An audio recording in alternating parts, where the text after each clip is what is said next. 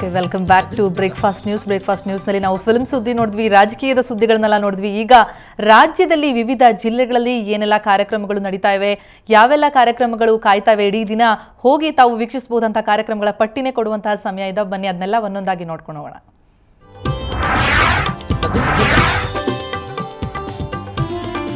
Okay, ಶಿವಮೊಗ್ಗದಲ್ಲಿ ವಿವೇಕಾನಂದ ಯೋಗ ಚಿಕಿತ್ಸಾಲಯದಿಂದ ಪ್ರಾಣಾಯಾಮ ತರಬೇತಿ ಹಾಗೂ ಮಾನಸಿಕ ಒತ್ತಡಗಳ ನಿರ್ವಹಣೆಯ ತರಬೇತಿ ಶಿಬಿರ ನಡೀತಾ ಇದೆ. ಈಗಿನ ದಿನದಲ್ಲಿ ಇಂತಹ ಒಂದು ಶಿಬಿರಗಳ ಅವಶ್ಯಕತೆ ಸಾಕಷ್ಟಿದೆ ಅಂತ ಅನ್ಸುತ್ತೆ. ಇದು ಸಂಜೆ 6 ರಿಂದ 7 ಗಂಟೆ ಸಮಯದಲ್ಲಿ ನಡೆಯುತ್ತೆ. ಹಾಗಾಗಿ ಆಫೀಸ್ ಮುಗಿಸಿ ತಾವು ಆರಾಮಾಗಿ ಶಿಬಿರದಲ್ಲಿ ಭಾಗವಹಿಸಬಹುದು.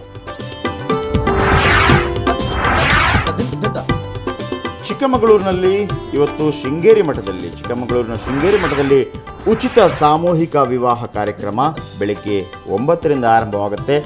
ನೀವು ಈ ಸಾಮೂಹಿಕ ವಿವಾಹ ಕಾರ್ಯಕ್ರಮವನ್ನು ವೀಕ್ಷಿಸಬಹುದಷ್ಟೇ, ಅದರಲ್ಲಿ ಭಾಗವಹಿಸೋಕ್ಕಾಗಲ್ಲ. ಯಾಕಂತಂದರೆ ಅದು ಸಾಮೂಹಿಕ ವಿವಾಹ ಕಾರ್ಯಕ್ರಮ, ಮೊದಲೇ ನೀವು ಅರ್ಜಿ ಸಲ್ಲಿಸಿರಬೇಕಾಗುತ್ತೆ.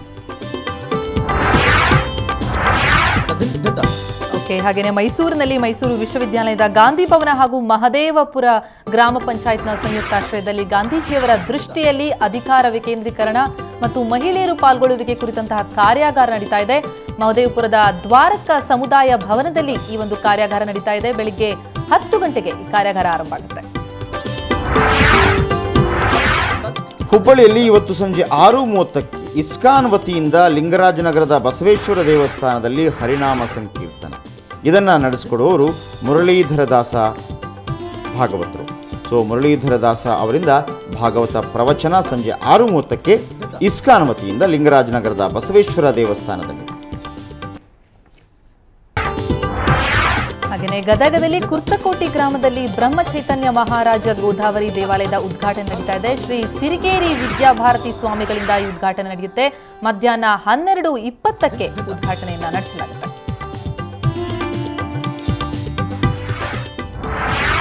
ಬೆಳಗಾವಿಯ ಮರಕುಂಬಿ ಗ್ರಾಮಸ್ಥರಿಗೆ ಇವತ್ತು ಸಂಭ್ರಮದ ದಿನ. ಇವತ್ತು ಅಲ್ಲಿ ಗ್ರಾಮದೇವಿ ಜಾತ್ರೆ ಸಂಜೆ 5 ಗಂಟೆಗೆ ಶುರುವಾಗುತ್ತೆ. ಮರಕುಂಬಿಯಲ್ಲಿ ಗ್ರಾಮದೇವಿ ಜಾತ್ರೆ, ಹಾಗಾಗಿ ಮರಕುಂಬಿ ಜನತೆ ಇವತ್ತು ಸಂಭ್ರಮಿಸುವಂಥ ದಿನ. ಹಾಗೆಯೇ ಬಿಜಾಪುರದಲ್ಲೂ ಜಾತ್ರೆ ನಡೀತಾ ಇದೆ. ಬಿಜಾಪುರ ನಗರದ ಕಾಯಕ ನಗರದಲ್ಲಿ ದಯ್ಯಮ್ಮ ದೇವಿಯ ಜಾತ್ರೆ ಬೆಳಿಗ್ಗೆ 9 ಗಂಟೆಗೆ ಆರಂಭ ಆಗುತ್ತೆ. ನೀವು ಕೂಡ ಜಾತ್ರೆಯಲ್ಲಿ ಪಾಲ್ಗೊಳ್ಳಿ. ಗುಲ್ಬರ್ಗ ಜಿಲ್ಲಾಡಳಿತ ಒಂದು ವಿಶೇಷ ಕಾರ್ಯಾಗಾರವನ್ನು ಹಮ್ಮಿಕೊಂಡಿದೆ. ಅದು ಕೂಡ ಕಾರ್ಮಿಕರಿಗಾಗಿ ಗಾರೆ ಕೆಲಸದ ತರಬೇತಿ ಶಿಬಿರ ಬೆಳಗ್ಗೆ 10 ಗಂಟೆಗೆ ಇವತ್ತು ಆರಂಭವಾಗುತ್ತೆ. ಗುಲ್ಬರ್ಗಾದಲ್ಲಿ ಜಿಲ್ಲಾಡಳಿತ ಈ ಒಂದು ಕಾರ್ಯಕ್ರಮವನ್ನು ಹಮ್ಮಿಕೊಂಡಿದೆ.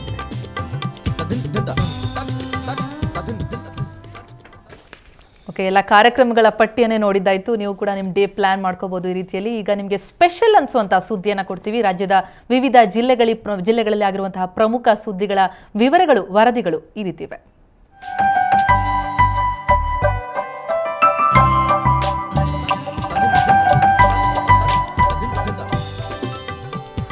ಅವರು ಮೊದಲೇ ಶೆಡ್ಗಳಲ್ಲಿ ವಾಸವಿದ್ದವರು, ಒಂದು ಹೊತ್ತಿನ ಊಟಕ್ಕೂ ಕಷ್ಟಪಡ್ತಿದ್ದಂತಹ ಜನ. ಆದರೆ ಮಳೆರಾಯ ಮತ್ತೆ ಅವರ ಬದುಕಲ್ಲಿ ಚೆಲ್ಲಾಟವಾಡಿದ್ದಾನೆ. ಇದರಿಂದ ಗದಗ್ನ ನೆರೆ ಸಂತ್ರಸ್ತರ ಬದುಕು ಮತ್ತೆ ಬೀದಿಗೆ ಬಿದ್ದಿದೆ.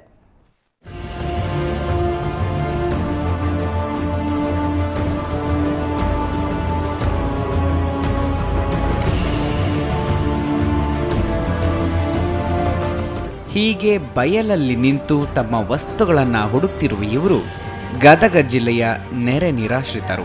ರೋಣ ತಾಲೂಕಿನ ಹೊಳೆಮಣ್ಣೂರು ಮತ್ತು ಗಾಡಗೋಳಿಯ ಶೆಡ್ಗಳಲ್ಲಿ ವಾಸಿಸುತ್ತಿದ್ದ ಇವರು ಈಗ ಮತ್ತೊಮ್ಮೆ ಬೀದಿಗೆ ಬಿದ್ದಿದ್ದಾರೆ.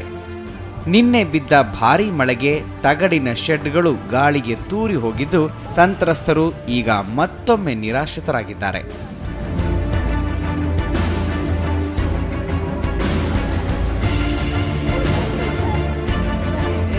ಮಕ್ಕಳು ಹಾಗೂ ಜಾನುವಾರುಗಳನ್ನು ಸುರಕ್ಷಿತ ಸ್ಥಳಕ್ಕೆ ಒಯ್ಯಲು ಹರಸಾಹಸ ಪಟ್ಟಿದ್ದಾರೆ. ತಗಡುಗಳು ಹಾರಿಹೋದ ಕಾರಣ ಶೆಡ್ನಲ್ಲಿದ್ದ ವಸ್ತುಗಳು, ದವಸ ಧಾನ್ಯಗಳು ನೀರು ಪಾಲಾಗಿವೆ. ಹೀಗಾಗಿ ಇವರ ಬದುಕು ಮೂರ ಬಟ್ಟೆಯಾಗಿದೆ.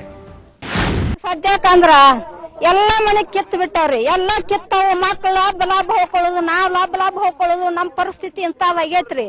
ಇದಕ್ ನೀವ್ ಏನ್ ಪರಿಹಾರ ಕೊಡ್ತಿರೋ ನಿಮ್ ಕರ್ತೆ, ನಮ್ಗೇನು ಗೊತ್ತಿಲ್ಲಪ್ಪ. ನಿಮ್ ಸರ್ಕಾರಿ ಮಕ್ಕಳಾಗಿ ನಾವ್ ಒಲಿವಿ, ನಮ್ ಹಣೆ ಬರ ನೋಡ್ರಿ, ನಾವು ಇಲ್ಲಿ ಕುಂತ್ಕೊಂಡು ನಾವು ಅನಿವಾಸ ಸೋಸಾಕತ್ತೀವಿ ಅಪ್ಪ.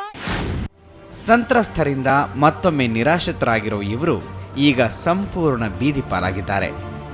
ಅಳಿದುಳಿದ ಆಹಾರ ಪದಾರ್ಥಗಳಿಂದ ಮಕ್ಕಳಿಗಾಗಿ ಬೀದಿಯಲ್ಲಿಯೇ ಅಡುಗೆ ಮಾಡುತ್ತಿದ್ದ ದೃಶ್ಯ ನಿಜಕ್ಕೂ ಮನಕಲಕುವಂತಿದೆ. ಈ ಮಧ್ಯೆ ಜೀವ ಉಳಿಸಿಕೊಳ್ಳಲು ಕೆಲವರು ಬೇರೆಡೆ ಓಡಿ ಹೋದರೆ, ವಯಸ್ಸಾದವರು, ಅಂಗವಿಕಲರು ಸೂರಿಲ್ಲದ ಶೆಡ್ನಲ್ಲೇ ಉಳಿದುಕೊಂಡಿದ್ದಾರೆ. ನಾವು 4 ವರ್ಷ ಆತ್ರಿ. ಈಗ ನಾವು ಈಗ ಮಳೆಯಾಗ ಸಿಟಿ ಆತ 3 ಮಕ್ಕಳು, ನಮ್ಗೆ ಗಂಡ ಮಕ್ಕಳಿಲ್ಲ. ನಾವು ಯಾವ ರೀತಿ ಇರ್ಬೇಕ್ರಿ? ಈಗ ಸರ್ಕಾರದವ್ರು ಏನ್ ನಮ್ಗೆ ಸವಲತ್ತು ಕೊಟ್ಟಿಲ್ಲ, ನಮ್ಗೆ ಯಾವ ತರದಿಂದ ಸವಲತ್ತಿಲ್ಲ. ಈ ಕಾಳು ಕಡಿ ಎಲ್ಲ ಹೋಗ್ಬಿಟ್ಟು ನಮ್ಗೆ ಈಗ ನಮ್ಗೆ ಏನು ಉಪವಾಸದಿಂದ ಮಕ್ಕಳು ಮನೆ ಕಟ್ಕೊಂಡು ಎಲ್ಲಿ ಹೋಗ್ಬೇಕ್ರಿ? ನಾವೀಗ ಇನ್ನು ಸರ್ಕಾರದವ್ರು ಹಿಂಗ್ ಮಾಡಿದ್ರ ಎಲ್ಲಾರು ಕೇಳ್ತಾರ, ಸುಮ್ಮನೆ ಓಟ್ ಹೊತ್ತನ ಅಷ್ಟ ಹೇಳೋದು, ಎಲ್ಲಾರು ಹೋಗ್ಬಿಡ್ತಾರ ನಮ್ಗೆ. ಇವರಿಗೆ ಮನೆ ನಿರ್ಮಿಸಿ ಕೊಡೋದಾಗಿ ಸರ್ಕಾರ ಭರವಸೆ ನೀಡಿ ವರ್ಷಗಳೇ ಕಳೆದಿವೆ. ಭರವಸೆ ನೀಡಿ ಸರ್ಕಾರ ಕೈಕಟ್ಟಿ ಕೂತಿದೆ. ಆದರೆ ಈ ಜನರು ಮಾತ್ರ ತಮ್ಮ ಜೀವ ಬಿಗಿ ಹಿಡಿದುಕೊಂಡು ಜೀವನ ಸಾಗಿಸುತ್ತಿದ್ದಾರೆ. ಕಿರಣ್ ಕುಮಾರ್, ಸುವರ್ಣ ನ್ಯೂಸ್ 24/7, ಗದಗ್. ಓಕೆ, ಹಾಗೇನೇ ಈಗ ರಾಜ್ಯದಲ್ಲಿ ನಿನ್ನೆ ನಡೆದ ಪ್ರಮುಖ ಸುದ್ದಿಗಳ ಒಂದು ನೋಟವನ್ನ ನೋಡೋಣ ಕ್ವಿಕ್ ಲುಕ್ನಲ್ಲಿ. ರೌಡಿ ಬೆತ್ತಲಗೆರೆ ಸೀನಾ ಹತ್ಯೆ ಸಂಚು ಪ್ರಕರಣ ಶಾಮೀಲು ಆರೋಪ ಹೊತ್ತಿರುವ ಸಿಪಿಐ ರಾಜ್ಕುಮಾರ್ ಜಾಮೀನು ಅರ್ಜಿ ತಿರಸ್ಕೃತ. ಜೂನ್ 16ರವರೆಗೆ ನ್ಯಾಯಾಂಗ ಬಂಧನ.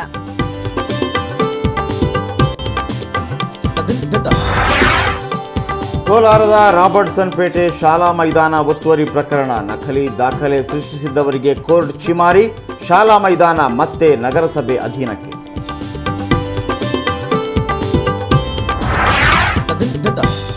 ಹನ್ನೊಂದು ಹಳ್ಳಿಗಳಿಗೆ ಫ್ಲೋರೈಡ್ ಮುಕ್ತ ನೀರು ಪೂರೈಕೆ ಆರಂಭ. ಮೊಣಕಾಲ್ಮೂರು ತಾಲೂಕು ರಾಂಪುರದಲ್ಲಿ ನೂತನ ಯೋಜನೆ. ರಾಜೀವ್ ಗಾಂಧಿ ಸಬ್ ಮಿಷನ್ ಯೋಜನೆಯಡಿಯಲ್ಲಿ ಶುದ್ಧ ನೀರು ಪೂರೈಕೆ. ಗೊಳೂರು ಹೆಬ್ಬೂರು ಏತ ನೀರಾವರಿ ಯೋಜನೆ ಲೋಕಾರ್ಪಣೆ. ತುಮಕೂರಿನಲ್ಲಿ ಮುಖ್ಯಮಂತ್ರಿ ಯಡಿಯೂರಪ್ಪ ಅವರಿಂದ ಉದ್ಘಾಟನೆ. ವರುಣನ ಆರ್ಭಟದ ನಡುವೆಯೂ ರೋಡ್ ಶೋ.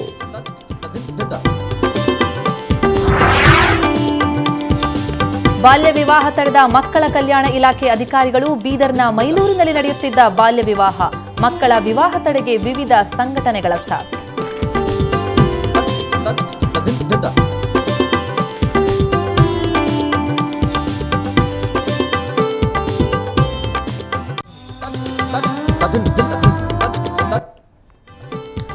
ಓಕೆ, ರಾಜ್ಯದ ಪ್ರಮುಖ ಜಿಲ್ಲೆಗಳಲ್ಲಿ ಏನೆಲ್ಲ ಸುದ್ದಿ ಇತ್ತು, ನಿನ್ನೆ ಏನೆಲ್ಲ ನಡೆಯಿತು, ಎಲ್ಲ ವಿಚಾರಗಳನ್ನು ನೋಡಿದ್ರಿ. ಈಗ ಕನ್ನಡದ ಪ್ರಮುಖ ದಿನಪತ್ರಿಕೆ ಕನ್ನಡಪ್ರಭದಲ್ಲಿ ಯಾವೆಲ್ಲ ಸುದ್ದಿಗಳನ್ನು ಪ್ರಮುಖ ಸುದ್ದಿಯನ್ನಾಗಿ ತಗೊಂಡಿದ್ದಾರೆ ನೋಡೋಣ.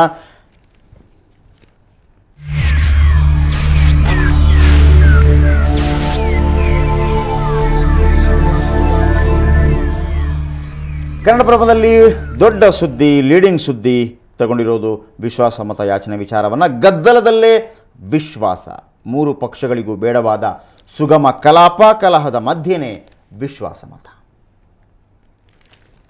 ಹಾಗೆಯೇ ಈಗ ಇನ್ನೊಂದು ಸುದ್ದಿ ಅವರು ಫ್ರಂಟ್ ಪೇಜಲ್ಲೇ ತಗೊಂಡಿರೋದು ಏನಂದ್ರೆ, ಬಾಬಾ ಉಪವಾಸ ವ್ರತಕ್ಕೆ ಅಣ್ಣ ಬೆಂಬಲದ ಯೋಗ. ಅಂದ್ರೆ ಬಾಬಾ ರಾಮದೇವ್ ಏನು ರಾಮಲೀಲಾ ಮೈದಾನದಲ್ಲಿ ಉಪವಾಸ ಸತ್ಯಾಗ್ರಹವನ್ನು ಆರಂಭಿಸ್ತಾ ಇದ್ದಾರೆ. ಅದಕ್ಕೆ ಅಣ್ಣಾ ಹಜಾರೆ ಕೂಡ ಬೆಂಬಲವನ್ನು ಕೊಟ್ಟಿದ್ದಾರೆ. ಹಾಗಾಗಿ ಯೋಗ ಗುರಿಗೆ ಅಣ್ಣ ಯೋಗ ಬೆಂಬಲದ ಯೋಗ ದೊರೆತಿದೆ. ಓಕೆ, ಕನ್ನಡಪ್ರಭದಲ್ಲಿ ಬರುವಂತಹ ಭಾಳ ಆಸಕ್ತಿಕರವಾದಂಥ ಟ್ವಿಭಾಷಿತ ಮತ್ತು ವಕ್ರತುಂಡ ಹೋಗ್ತದೆ. ನನಗೂ ಕೂಡ ಇದು ಬಹಳ ಇಷ್ಟ. ಟ್ವಿಭಾಷಿತದಲ್ಲಿ ಬಹಳ ಸೊಗಸಾಗಿ ಬರೆಯಲಾಗಿದೆ. ಹಸಿವೆಗೆ ಯಾರೂ ಹೆದರೋದಿಲ್ಲ. ಹಸಿವೆಗೆ ಯಾರೂ ಹೆದರೋದಿಲ್ಲ. ಉಪವಾಸಕ್ಕೆ ಎಲ್ಲರೂ ಹೆದರ್ತಾರೆ. ಹಸಿವೆಗೆ ಯಾರೂ ಹೆದರೋದಿಲ್ಲ, ಉಪವಾಸಕ್ಕೆ ಎಲ್ಲರೂ ಹೆದರ್ತಾರೆ. ಈ ವರ್ಷ ಉಪವಾಸ ಸತ್ಯಾಗ್ರಹದಿಂದ ಸತ್ತವರು ಯಾರೂ ಇಲ್ಲ. ಆದರೆ ಹಸಿವೆಯಿಂದ ಸತ್ತವರು 700 ಮಂದಿ. ಓಕೆ, ಇದು ಟ್ವಿಭಾಷಿತ. ಆದರೆ ವಕ್ರತುಂಡೋಕ್ತಿ ಇದು ಕೂಡ ಬಹಳ ಸ್ವಾರಸ್ಯಕರವಾಗಿರುತ್ತೆ. ಮನುಷ್ಯ ದೇವರನ್ನು ಸಾವಿರಾರು ವಿಧಗಳಲ್ಲಿ ಮೋಸ ಮಾಡ್ತಾನೆ. ಪ್ರತಿಮಾ, ನೀವು ಕೇಳಿಸ್ಕೋಬೇಕು ಇದು. ಮನುಷ್ಯ ದೇವರನ್ನು ಸಾವಿರಾರು ವಿಧಗಳಲ್ಲಿ ಮೋಸ ಮಾಡ್ತಾನೆ. ಆದರೆ ದೇವರಿದ್ದಾನಲ್ಲ, ಮನುಷ್ಯನನ್ನು ಗಂಡನನ್ನಾಗಿ ಮಾಡಿ ಅತಿ ಸುಲಭವಾಗಿ ಮುಯಿ ತೀರಿಸಿಕೊಳ್ತಾನೆ. ಓಕೆ, ಇದು ವಿಭಾಷಿತ. ಆದರೆ ಇನ್ನೊಂದು ಪ್ರಮುಖ ಸುದ್ದಿ ಅಂತಂದ್ರೆ, ಸ್ಲಂ ರಹಿತ ಭಾರತ ನಿರ್ಮಾಣಕ್ಕೆ ಕೇಂದ್ರ ಒಂದು ಮಹತ್ವದ ಹೆಜ್ಜೆ ಇಟ್ಟಿದೆ. ಅದನ್ನು ಕೂಡ ಕನ್ನಡಪ್ರಭ ತನ್ನ ವರದಿಯಲ್ಲಿ ತೆಗೆದುಕೊಂಡಿದೆ. ಈ ಯೋಜನೆಯಿಂದಾಗಿ ಸುಮಾರು 250 ನಗರಗಳ ಸ್ಲಂ ನಿವಾಸಿಗಳಿಗೆ ಪ್ರಯೋಜನವಾಗುತ್ತಂತೆ. ಹೀಗಾಗಿ ಇದು ರಾಜ್ಯ ಸರ್ಕಾರದ ಅದರೊಂದಿಗೆ ಸಮಾಲೋಚನೆ ಬಳಿಕ ಈ ಸ್ಲಂ ರಹಿತ ಭಾರತ ನಿರ್ಮಾಣಕ್ಕೆ ಕೇಂದ್ರ ಮುಂದಾಗ್ತಾ ಇದೆ. ಓಕೆ, ಇದೆಲ್ಲವೂ ಕೂಡ ಇವತ್ತು ಕನ್ನಡಪ್ರಭದಲ್ಲಿ ಬಂದಂತಹ ಪ್ರಮುಖ ಸುದ್ದಿಗಳು.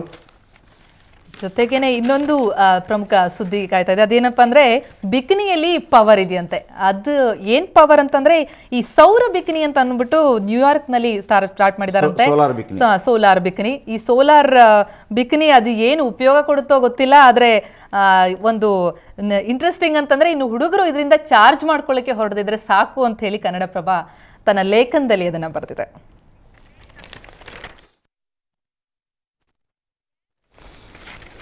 ಓಕೆ, ಸಾಕಷ್ಟು ಸುದ್ದಿಗಳನ್ನು ನೀವು ನೋಡ್ತಾ ಇದ್ದೀರಿ. ಸಮಗ್ರ ಸುದ್ದಿಗಳು 1 ಗಂಟೆ ಕಾಲ ಬ್ರೇಕ್ಫಾಸ್ಟ್ ನ್ಯೂಸ್ನಲ್ಲಿ ಪ್ರತಿದಿನ ನಾವು ನಿಮ್ಮ ಜೊತೆ ಇರ್ತೀವಿ 8 ಗಂಟೆಯಿಂದ 9 ಗಂಟೆಗಳ ತನಕ. ಸೊ ಹಾಗಾಗಿ ನೀವು ಕಾಲೇಜಿಗೆ ಹೋಗೋರು, ಕೆಲಸಕ್ಕೆ ಹೋಗೋರು, ಮನೆಯಲ್ಲೇ ಇರೋರು ಎಲ್ಲ ಸುದ್ದಿಗಳನ್ನು ಬಹಳ ಬೇಗ ತಿಳ್ಕೊಳ್ಬೇಕು ಅಂತಂದರೆ, ಅಂದರೆ 1 ಗಂಟೆಯ ಅವಧಿಯಲ್ಲಿ ಸಿನಿಮಾ ಸುದ್ದಿ ಇರ್ಬೋದು, ಸ್ಪೋರ್ಟ್ಸ್ ಸುದ್ದಿ ಇರ್ಬೋದು, ಕನ್ನಡಪ್ರಭದಲ್ಲಿ ಏನು ಬಂದಿದೆ ಅಂತ ತಿಳ್ಕೊಳ್ಬೇಕು ಅಂತಿದ್ರೆ ನೀವು ಸುವರ್ಣ ನ್ಯೂಸ್ನಲ್ಲಿ ಬರ್ತಿರುವಂತಹ ಬ್ರೇಕ್ಫಾಸ್ಟ್ ನ್ಯೂಸನ್ನು ವೀಕ್ಷಿಸ್ತಾ ಇರಿ.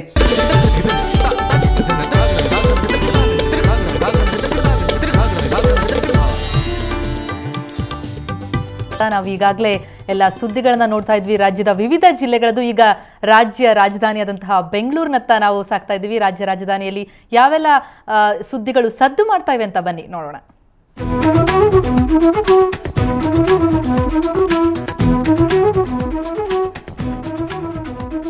ಆಸ್ತಿ ವಿವರ ಸಲ್ಲಿಕೆಗೆ ಮಳೆ ಅಡ್ಡಿಯಂತೆ. ಯಾರಪ್ಪ ಇಂಥ ನೆಪ ಹೇಳಿದ್ದು ಅಂತ ಅನಿಸ್ತಾ ಇದೆಯಾ? ಇವರು ನಿಮ್ಮನ್ನ ಆಳುವಂತಹ ಜನಪ್ರತಿನಿಧಿಗಳು. ಬನ್ನಿ ಈ ಕುಂಟು ನೆಪದ ಕಥೆ ಏನಂತ ನೋಡೋಣ.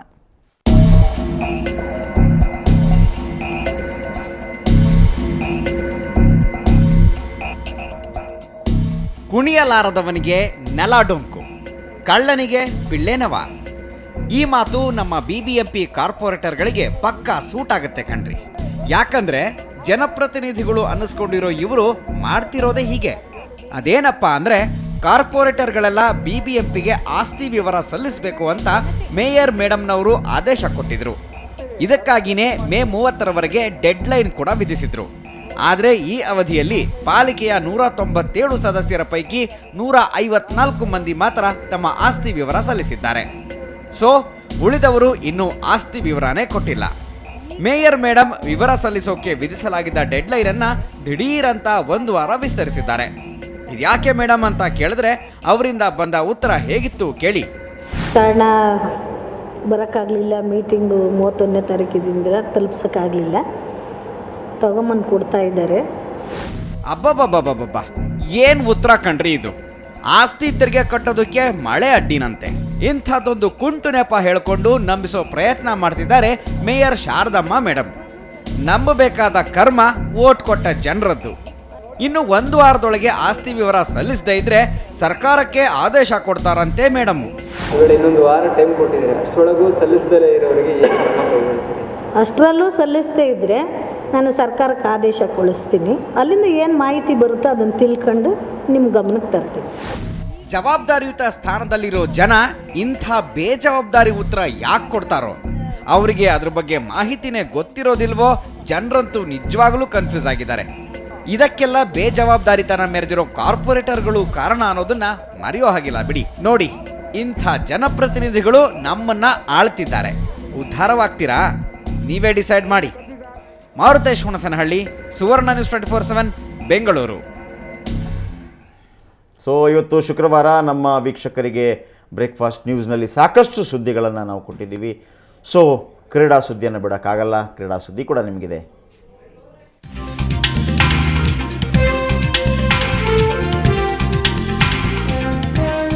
ಓಕೆ, ಕ್ರಿಕೆಟ್ ಪ್ರಿಯರಿಗೆ ಮತ್ತೆ ಖುಷಿ ಕೊಡುವಂಥ ವಿಚಾರ. ಹೊಸ ಯಂಗ್ ಎನರ್ಜೆಟಿಕ್ ಹುಡುಗರಿಂದ ತುಂಬಿ ತುಳುಕ್ತಿರುವಂಥ ಟೀಮ್ ಇಂಡಿಯಾ ಏಕದಿನ ಹಾಗೂ 2020 ಸರಣಿಗಾಗಿ ಕೆರಿಬಿಯನ್ ದ್ವೀಪ ತಲುಪಿದೆ, ಅಂದರೆ ವೆಸ್ಟ್ ಇಂಡೀಸ್ ತಲುಪಿದೆ. ಸುದೀರ್ಘ ಪ್ರಯಾಣದ ನಂತರ ಸುರೇಶ್ ರೈನಾ ಪಡೆ ಕೆರಿಬಿಯನ್ಗೆ ಬಂದಿಳಿಯಿತು. ನಾಳೆ 2020 ಪಂದ್ಯ ನಡೆಯಲಿದೆ. ಹಾಗಾಗಿ ಎಲ್ಲ ಕ್ರಿಕೆಟ್ ಅಭಿಮಾನಿಗಳು ರೆಡಿಯಾಗಿ. ಇವಿಷ್ಟು ಕ್ರೀಡಾ ಸುದ್ದಿ. ಆದರೆ ಈಗ ಚಿನ್ನದಂಥ ವಿಷಯ ಅಂತಂದರೆ ಚಿನ್ನದ ಬೆಲೆ ತಿಳಿಯುವಂಥ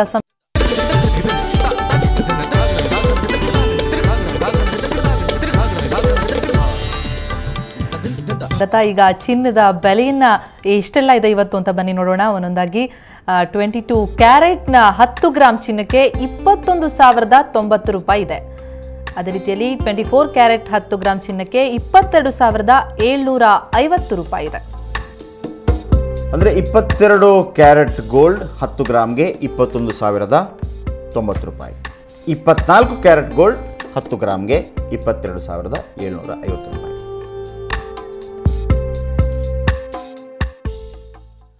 ರಾಜ್ಯದ ಪ್ರಮುಖ ನಗರಗಳಲ್ಲಿ ಇವತ್ತು ಹವಾಮಾನ ಹೇಗಿದೆ ನೋಡೋಣ. ಬೆಂಗಳೂರು ಗರಿಷ್ಠ 26, ಕನಿಷ್ಠ 21. ಬೆಳಗಾವಿ ಗರಿಷ್ಠ 25, ಕನಿಷ್ಠ 21 ಡಿಗ್ರಿ ಸೆಲ್ಸಿಯಸ್. ಬಳ್ಳಾರಿ 29, 23. ಹುಬ್ಬಳ್ಳಿ 25, 21. ಮಂಗಳೂರು ಗರಿಷ್ಠ 29, ಕನಿಷ್ಠ 24. ಮೈಸೂರು 27, 22. ರಾಯಚೂರು ಗರಿಷ್ಠ 34, ಕನಿಷ್ಠ 23 ಡಿಗ್ರಿ ಸೆಲ್ಸಿಯಸ್. ಗುಲ್ಬರ್ಗ ಗರಿಷ್ಠ 36 ಡಿಗ್ರಿ ಸೆಲ್ಸಿಯಸ್, ಕನಿಷ್ಠ 24, 23 ಡಿಗ್ರಿ ಸೆಲ್ಸಿಯಸ್. ಶಿವಮೊಗ್ಗ 24, 22. ಹಾಸನ ಗರಿಷ್ಠ 23, ಕನಿಷ್ಠ 20 ಡಿಗ್ರಿ ಸೆಲ್ಸಿಯಸ್. ಬಿಜಾಪುರ ಗರಿಷ್ಠ 36 ಡಿಗ್ರಿ ಸೆಲ್ಸಿಯಸ್ ಹಾಗೂ ಕನಿಷ್ಠ 21 ಡಿಗ್ರಿ ಸೆಲ್ಸಿಯಸ್.